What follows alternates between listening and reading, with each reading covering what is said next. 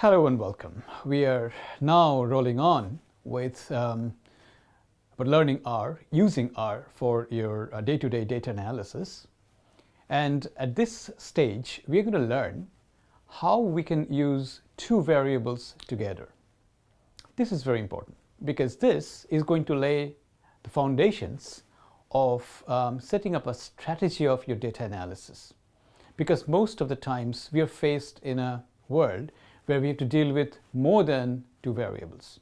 However, the principles that we learn in this segment, that of using two variables at a time, will be really useful for you. So we start with two variables, very minimalistic, and then we gradually add more and more variables as we learn, which will be in your multivariate data analysis modules. So what are you going to learn here? You're going to learn how we can take two variables at a time in our software, how we can plot them, and then how we can form a strategy for analysis that will be used in our later modules. So basically, the objectives of this particular lesson is to focus on describing the principles of bivariate data analysis.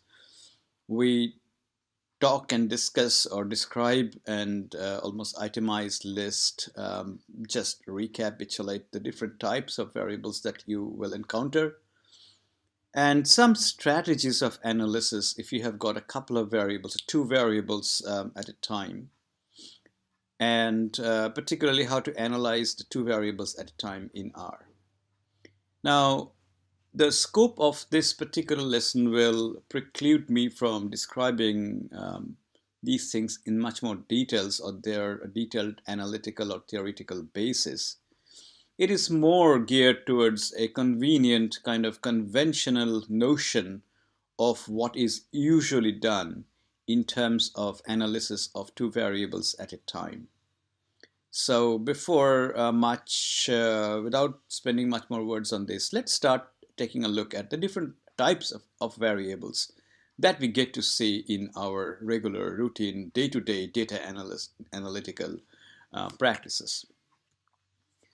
Now, if we could form sort of a loose classification tree of the different types of variables that we get to see in our data analytical works and processes, you will see that you can largely divide them into two groups. One group of variables are known as, or is known as categorical variables. The other group is known as continuous variables. Oh, and variables, of course, is anything, any entity that can vary in time, over space, anything that shows variation over entities. In the categorical variables, you will see that when we talk in terms of categorical variables, we indicate that a particular entity or a variable will have a number of levels, and each of these levels or each of these of the number of levels will have a distinct entity of their own. For example, let's take the most obvious instantiation of a categorical variable, that of a name. Now, in this world, we have got 7 billion people, and each person has got a name that we can assign to him or her. And that name itself, which will tell you that if name was a variable for everyone in your data set, then that name would have n number of levels. Okay, so but then again, names may have some commonalities. So there are some names that are very common and recur in your data set. So you can say that yes, although in my data set, let's say I have got 1,000 data points or 1,000 rows or 1,000 individuals. These 1,000 individuals by names, maybe they have got like 7 common names that appear. That's almost a far-fetched idea, but let's say that's the case. Then you all say that those 7 names that kind of recur in my data set would be the levels of the variable name. Another, a little bit easier intuitively to understand variable, for example, is gender, male, female. If you consider categorical itself as a variable, then you've got 2 levels, nominal and ordinal. So let's dwell a little bit on the particular concept of nominal variable. A nominal variable basically is a name-like variable. So, each of these levels that we get to see there in the categories, they are kind of self-contained, and each is equivalent of another. There is no implicit rank order imposed in it. But not all categorical variables will follow the same motif. There are other variables, for example, an ordinal variable, in which you have got an implicit rank order imposed in it. So for example, if you were to consider, say, a disease, for example, a disease that has got mild form, intermediate form, advanced form of a disease, or a rank order of say academic performance, poor academic performance, good academic performance, better academic performance than good, and the best academic performance that is expected. Pretty much how we would like to conceptualize and divide our entities, that's how we talk in terms of a categorical variable, and it works for the most part very well. So at one end of the description of our variables, we have categorical variables. On the other end, we have got continuous variables. And continuous variables are the ones in which you cannot have a distinct separation between the levels of those variables. So any variable that has got a measurement that kind of overlaps one with the other will be referred to as a continuous variable. And this has got some practical implications, because for some variable, the intervals alone are enough to define them. For example, if you are looking at temperature being measured in degrees Celsius, then the presence of the figure 0 essentially does not carry any special meaning, because it just means that it is just another temperature point, and you can compare the intervals between. Whereas when you start talking about a variable such as a ratio variable, say an odds ratio, or say for example temperature measured in absolute scale, then that absolute 0 has got a meaning. Basically it signifies there is absence of energy. So the absence of entity that a particular variable that is meant to measure is a very crucial and critical point in terms of doing your data analysis routines. And it is quite important that we should understand that these four types of variables, very rough classification, is practically important for our data analysis, and R is sensitive to that. We'll see in a second. Then we move on to the next bit about setting up some sort of a strategies of your data analysis. And when we talk in terms of bivariate data analysis, we need to have some conceptualizations, either intuitively or mostly intuitively at this stage, that there are some variables that are treated as an outcome variable. And this is very, very important for you to understand, particularly in the context of different kinds of different types of regressions that we will see later. The outcome variable, particularly in the context of, say, healthcare or some other fields, is a very important variable whose variability you would like to explain. For example, a very common usage in health services research and delivery, particularly in public health context, is people would like to see what explains length of stay in hospitals or in healthcare facilities. So that variability needs to be explained. So that's an outcome variable. Another very popular or very common outcome variable, rather simplistic to analyze, is death. So a person can die or a person can survive, say following a surgical operation. So that's an outcome variable. So outcome variables are the ones in which you learn that certain things has happened and you would like to explain that outcome variable. In order to explain an outcome variable in the context of data analysis, you need to have an explanatory variable. So for example, in case of the length of stay in hospital, you may be interested to find out that maybe age is an explanatory variable. Or you may want to say that a particular type of surgical operation carried out would be better able to explain the outcome, which is length of stay. For example, um, a surgical procedure done under local anesthesia versus a surgical procedure done under general anesthesia, which is a lot more severe form of, or a much more complicated and much, it's a different form of anesthesia than a local anesthesia. So what happens, of course, is that this is an explanatory variable that you'd like to model, but you're also aware that age may have a bearing on this. So what you would like to do is not only take an explanatory variable, but add a covariate, which means age now becomes a covariate. So you will have one particular variable as an explanatory variable, one or more sets of variables as covariates, and these together will try to explain the outcome variable. This, in general, is a motif of how you would do data analysis. Then there are issues around the role of time. Sometimes time itself is a very important aspect of your data analysis. So some studies or some research are cross-sectional studies. So everything is measured in one point in time. There are other kinds of studies in which variables are measured across time. So time itself becomes a very important variable. And these kinds of studies are known as longitudinal studies. We will take a look at a very, very preliminary look at what you can do in R by way of conducting longitudinal studies.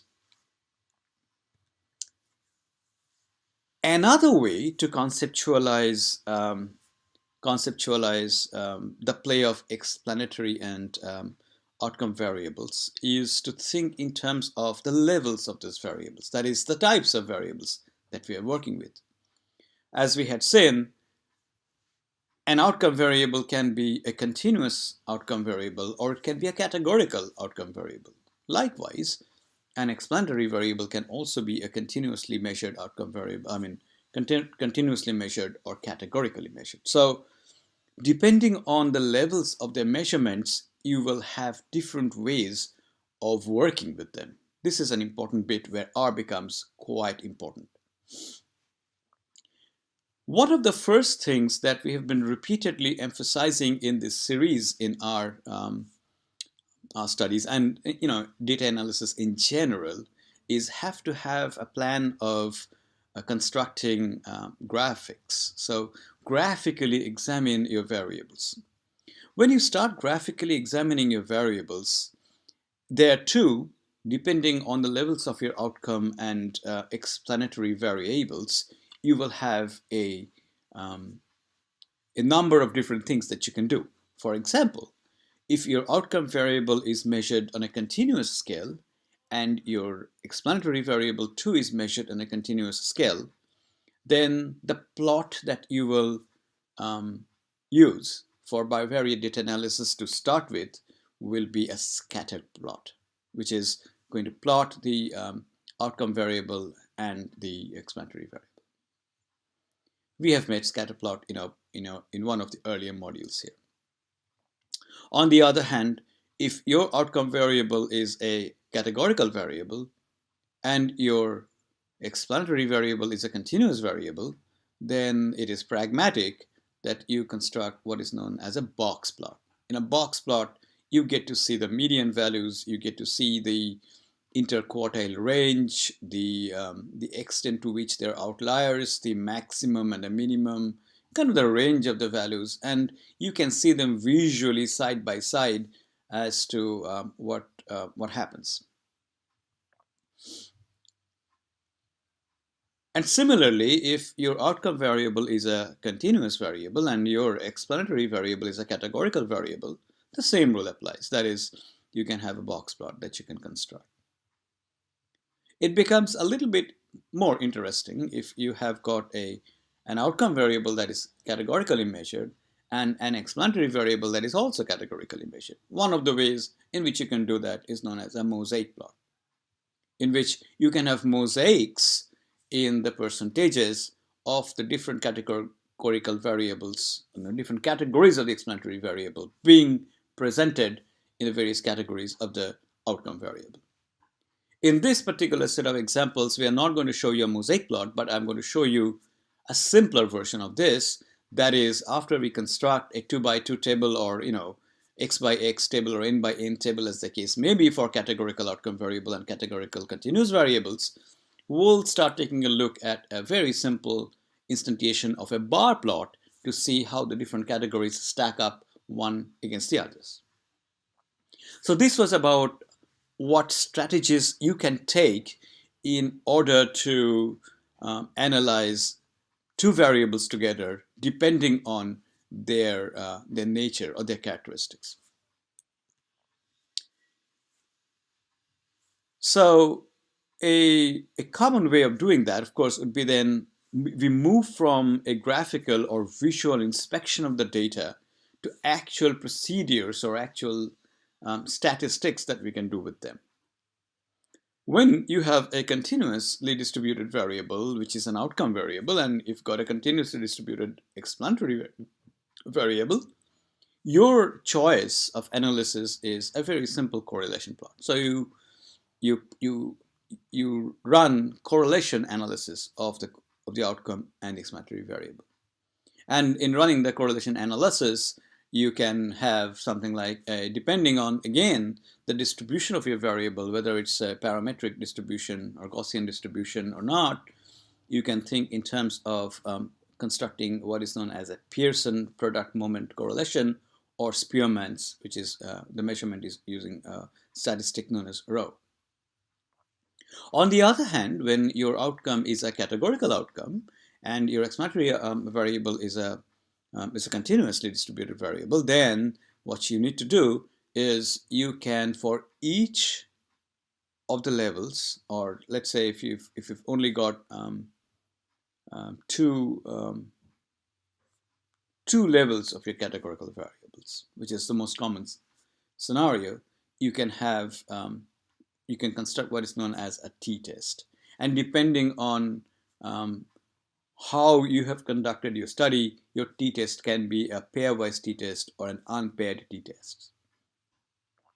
If the categorical variable has got more than two categories, you will be conducting what is known as an analysis of variance, or ANOVA, one-way ANOVA. The same rules apply across the spectrum. In other words, if your outcome variable is continuous and your explanatory variable is categorical, you will be conducting either a t-test or an ANOVA, depending on the specific situation. If your categorical variable is if your outcome variable is a categorical variable, and if your explanatory variable is a categorical variable as well, then for just a pair of variables, you can conduct what is known as a simple chi-square test to see whether these variables are somehow related with each other, or whether their relationships are kind of independent of each other. You can also conduct some other tests, but for the time being, we're going to focus on chi-square test as one of the tests that you can do. So enough of getting on with some of the preliminaries that we set out to discuss. So it's time that we start talking about putting everything, using a demonstration using R, right? In order to do that, we are going to use a data set which is contained within a package which is known as ECDAT. And within that ECDAT package, there is a data set called Dr. AUS. And basically, this is a study on, doctor visits in Australia in the years 1977 to 1978. They had total number of observations, about 5,000 observations on individuals, and based on Australian studies. So one of the first things that you should do is you should install a package. In this particular case, the package is ECDAT. Then you call the library ECDAT into your R workspace. You load the data Dr. AUS, and then here is an interesting function that you can use in order to examine the number of different things that are present in your the variables that are present in your data set. It's called, the function is names, and then within parentheses you attach the name of the data set. So what it does is that you can see this. Then on the right hand side you see that you can summarize the data set, and when you summarize the data set you can see that there are some data that are continuous, there are some that are categorical. For example, the data set called chronic conditions, that is a categorical data set. Or for example, data sets such as the days in which the doctor was seen, that is described as a continuous variable. So to start with, if we take a look at these two variables, hospital days, that is the number of days in which that particular person was hospitalized, and the health score, which was kind of a continuously distributed score that was given to a person based on his or her response to how he or she felt, you can see that you can very easily conduct a correlation. And just one function, it's cord.test, and that one cord.test can give you a fairly good sense of what is the correlation. It gives you the statistic, it gives you the p-value, it gives you a 95% confidence interval, and you can specify what kind of correlation you would like to go with it. So your function is cord.test. You can also use another function called core, and again, very, very similar way in which you can specify the parameters. You can save this function and the functional outputs into an object, and you can manipulate those objects as well. I'll show you another data set, and this data set is on creatine phosphokinase in blood samples of a few people. And the idea was that we wanted to compare whether body weight could explain the creatine phosphokinase excretion. And so the blood creatine phosphokinase versus body weight in athletes. You can see that the body weight is given in kilograms, and blood CPK level is given in the y-axis. And this scattered plot is going to show you that there seems to be a rise in the CPK with body weight. So the heavier the athlete is, the more will be the output of creatine phosphokinase, that is a muscle metabolite. Reasonable. So outcome is continuous, explanatory variable is continuous. You can use a scatter plot, or you could use a correlation analysis. What happens if your outcome is continuous and your explanatory variable is categorical? One way in which you can do this here, in this particular example, we are talking about using the relative lengths of New Zealand South Island rivers. New Zealand has got a North and South Islands. In the South Island, they've got rivers. Depending on where they originate, they can either flow into the Tasman Sea, which lies to the west of the South Island of New Zealand, or Pacific Ocean, which lies to the east. And what we have done is this, that where they're draining into, that's a binary variable, right? So that's a categorical variable. But the length of the rivers, that is, this kind of a simplistic example where we are going to measure the continuous variable as continuous variable, the length of the rivers and where they're draining. Are they draining to Tasman Sea as opposed to they're draining into Pacific Ocean? What is the relative lengths of this? So here we've got a continuous variable, length of the rivers. We've got a categorical variable as an explanatory variables, or an independent variable, or however, or indicator variable, which is a binary variable. We have only two categories here, either draining into the Tasman Sea or draining into Pacific Ocean. So we decided to put together a t-test. And this t-test, as you can see, we first indicate the the outcome variable, the length, flows into as the categorical variable, and then we find out the t-test results. You can see that it produces the mean values, it produces a t statistic, and it gives you the p-values. So to sum up, we have just touched the basic surface area of what we would like to do with these sorts of variables, right? So we talked about we introduced the concepts of bivariate analysis, that a bivariate analysis is essentially an analysis of two variables. These two variables can be, both continuous, or one continuous, one categorical, or both categorical. And some simple ways in which we can look at this to continue our exploration. So we stop here, and we'll pick up in the second phase of bivariate analysis, where we'll show you a little bit more on how or what kind of R routines we can do to analyze bivariate data in R. Thank you for paying attention to this. Welcome back.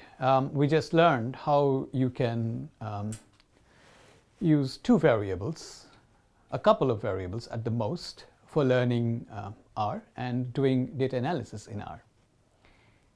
As you learned, one of the two variables is the explanatory variable, which means it is also sometimes referred to as a predictor variable, and this variable is used to predict others. And the other variable is referred to as an outcome variable. In experimental studies, some people refer this particular variable as dependent variable, as if that is dependent on manipulation of an independent variable. So there are certain routines, there are certain things that you can and cannot do with these couple of variables, or how you pair them up for plotting graphs, how you can create different kinds of routines, for example, regression equations, how you can interpret them, etc., etc.